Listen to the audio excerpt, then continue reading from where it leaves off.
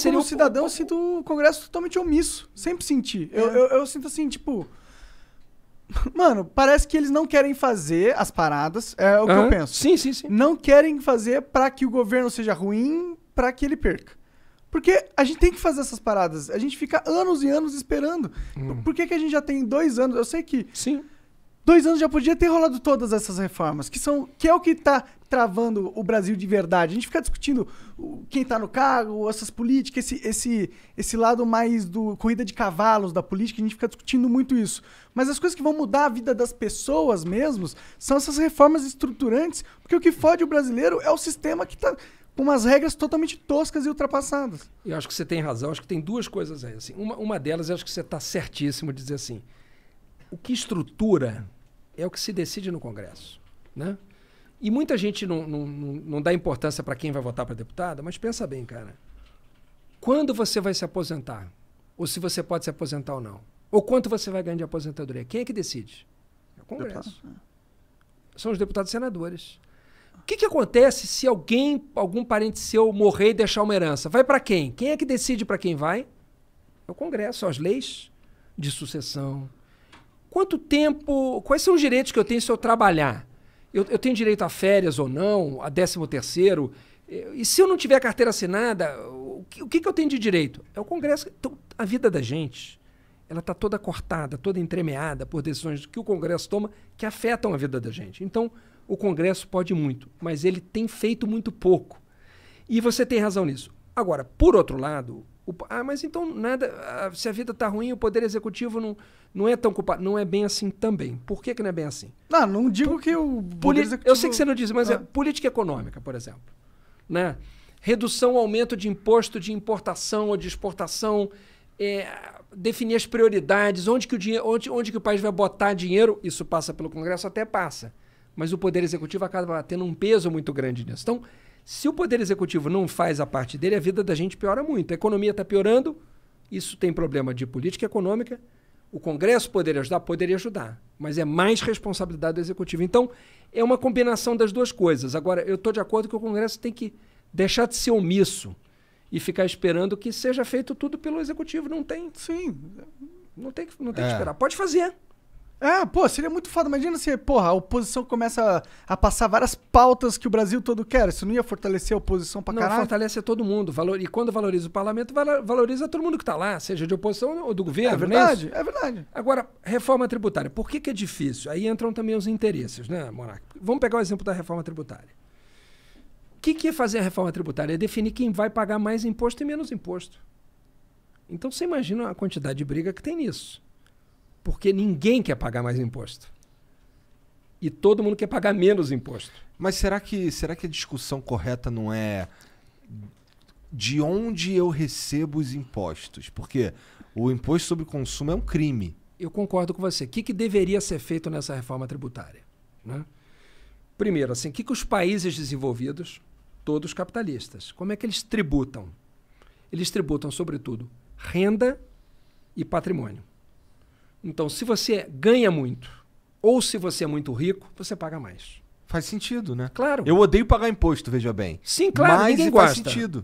Mas é a forma mais lógica e melhor para a economia de pagar. O que eles não tributam ou tributam menos? O consumo, a produção e a folha salarial. Que é o que faz a porra toda andar, né? É isso. Então, assim, tributar o consumo, por que você cobrar o ICMS, que é o que a gente paga aqui no Brasil, mesmo sem ver? Né, o cara vai fazer um lanche, né? E aí ele paga lá uma parcela de ICMS. Por que é ruim esse imposto?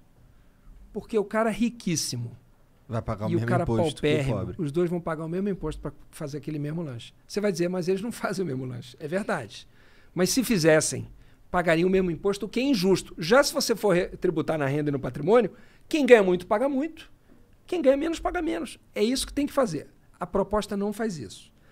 A proposta que está em votação atual lá, que é do governo. O que ela faz exatamente? A proposta, ela faz assim, ela cria uma tributação de lucros e dividendos, o que é correto. O que é tributar lucro e dividendo? Tirei o dinheiro da minha empresa para botar no meu bolso. Pronto, tá certo. Corretíssimo. Tá certo. Agora, você não pode cobrar lucro e dividendo igual de quem tira 20 mil reais da empresa do que quem tira 8 milhões. É verdade também. Você não pode ter o mesmo percentual para todo mundo, 20%. Eu não sei, é que é opinião Sim, minha. claro. É que no caso da empresa, tipo, a visão do empresário que tira muito lucro, não importa se é pequeno.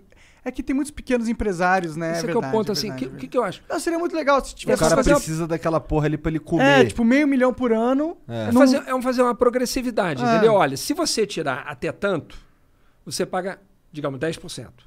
Se você tirar de tanto a tanto, 12%. Melhor entendeu? assim, é melhor Por assim. exemplo, essa é uma das coisas que a gente ia levar para o Paulo Guedes e que a gente defende. Chama progressividade na tributação de lucros e dividendos. Então, a gente concorda de tributar lucros e dividendos, mas não botar a mesma taxa para todo mundo. Legal. Né? Eu acho que é correto, por exemplo, reduzir a tributação no imposto de renda, digamos assim, e equilibrar isso com o da pessoa jurídica. Né? O governo está propondo fazer uma mudança em tributação de pessoa jurídica, você tributa o lucro e dividendo e aí você vai reduzir da pessoa física se você já tributou no lucro e dividendo. Então, fazer um equilíbrio entre essas duas alíquotas, ou seja, fazer justiça, é correto, né? Para você não incentivar que as pessoas vão para... O que acontece hoje no Brasil? Você paga como pessoa física muito mais do que você paga como pessoa jurídica. Daí tu vira PJ. Aí você vira PJ. Tá errado. O que seria o correto? Você tanto fazer para você ser PJ ou pessoa física que você pagaria a mesma coisa. Aí você para com essa fraude que é todo mundo abrir um monte de PJ. A pejotização da pejotização, né?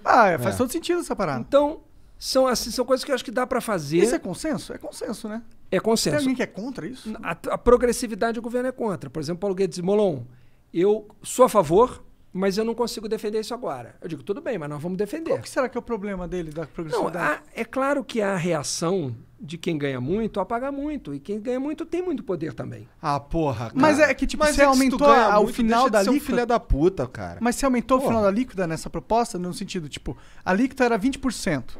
E aí... Nós estamos propondo uma alíquota única para todo mundo. Mas aí no final da alíquota, pra quem ganha muito, você queria aumentar muito esse percentual? Não, a gente nem falou percentual, mas a gente falou o princípio, né? A gente eu quer ir acho que tinha subindo. que ter, tipo, uma alíquota máxima de, tipo, ó... Pra mim, ó, tem alíquota pro cara que ganha até 500 mil por ano.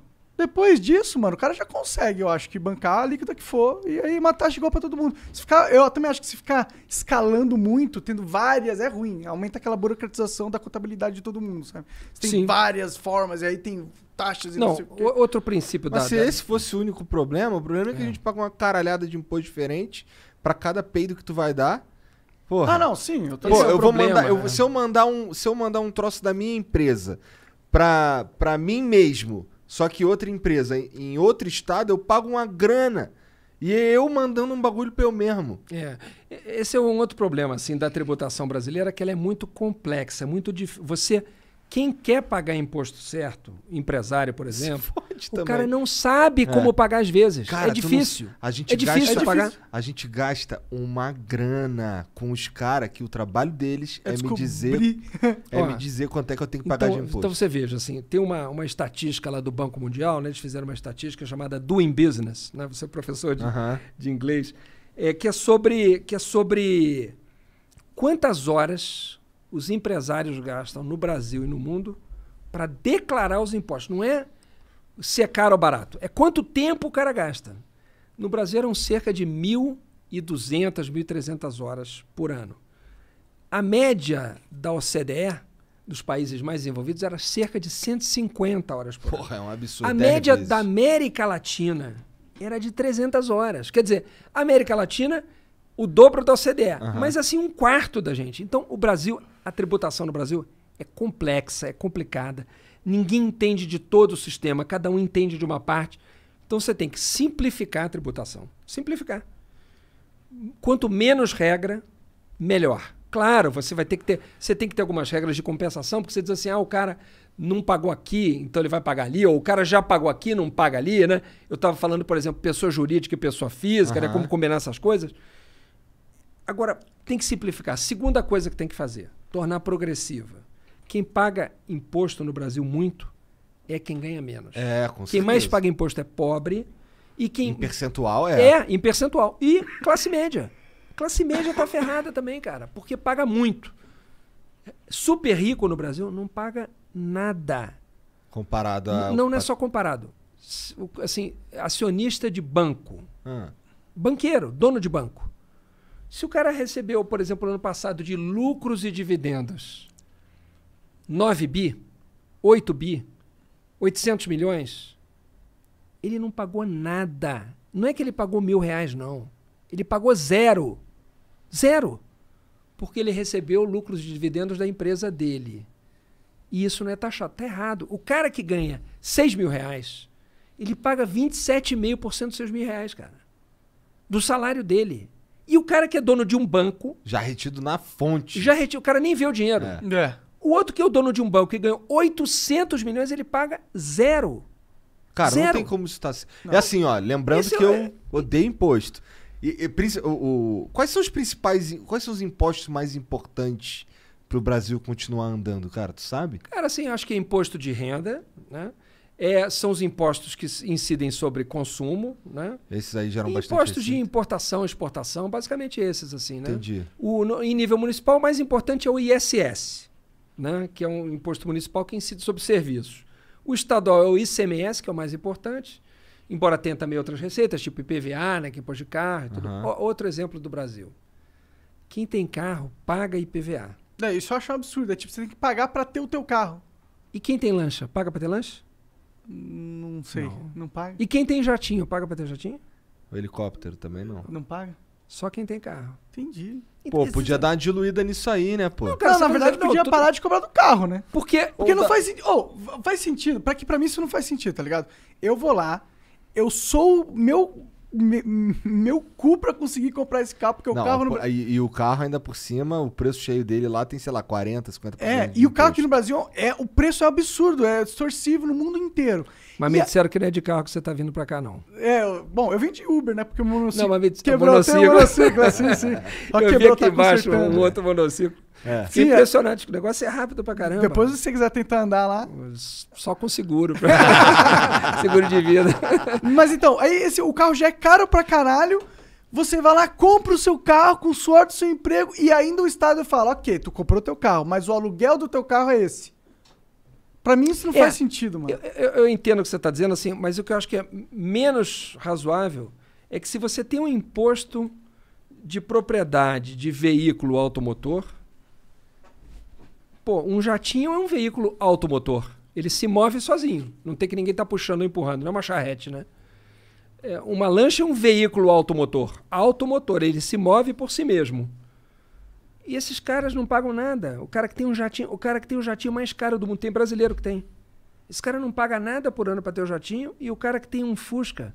Sim, sim. Sabe? Aí não tá certo, né? Não tá certo. Não tô nem falando do Fusca moderno, que ia ser mais caro. Mas... Eu só argumento que, tipo, um errado não faz dois... Tipo, dois errados não faz um certo. Mas sabe por quê? Não, eu entendo, assim, o seu ponto. Normalmente, o imposto sobre carros, assim, a ideia é de que, por um lado, você precisa de recursos para manter as estradas, ou seja, aquilo tem um custo, né? Então, não é justo já não que... paga imposto, já não tem pedágio. Aí que tá, mas será que quem não tem carro deve arcar com a manutenção das estradas tanto quanto quem tem? Eu não tenho nenhum problema... Né? Assim, eu tenho carro e eu não tenho nenhum problema quer dizer, eu não teria... Quer dizer, ninguém gosta, como você disse, ninguém gosta de pagar imposto. Mas eu não teria nenhum problema de pagar o imposto se eu andasse numa rua que não quebra meu carro. Aí tem um outro problema, né? Que assim... A gente bom paga uso muito do dinheiro. E a gente vê pouco de volta. Né? Assim, esse é um problema do Brasil também. Agora, a solução, assim, tem uma solução errada e uma solução certa. Assim, a forma de ver isso, você pode falar assim, cara, eu pago muito, não tenho nada de volta, não vou pagar. Essa não é um bom caminho. Assim. O que a gente tem que fazer como brasileiro, na minha opinião? Cara, eu pago muito, eu quero receber o que eu pago. Cara, eu tenho que ter a rua certa. Você não paga para manter a rua? Eu quero chegar no hospital público, eu quero ser atendido. Tem que ter médico, eu não pago. Ah, não, mas o dinheiro não dá, meu amigo. Você administra melhor, você recalcula, você me cobra o que você me deve cobrar. Agora eu quero poder ir no hospital e ser bem atendido. O que acontece nos países que a gente acha o máximo? Os caras pagam mais imposto que a gente. Mas eles têm. Né? Você pegar a Europa... Aí, nesse caso, por exemplo, eu acho que os Estados Unidos não é um bom exemplo de saúde pública. Mas a Dinamarca é. A Dinamarca. Entendeu? O cara 40%. Agora, o cara não paga escola, não tem plano de saúde. O cara teve um filho, a escola é a melhor possível, é a pública.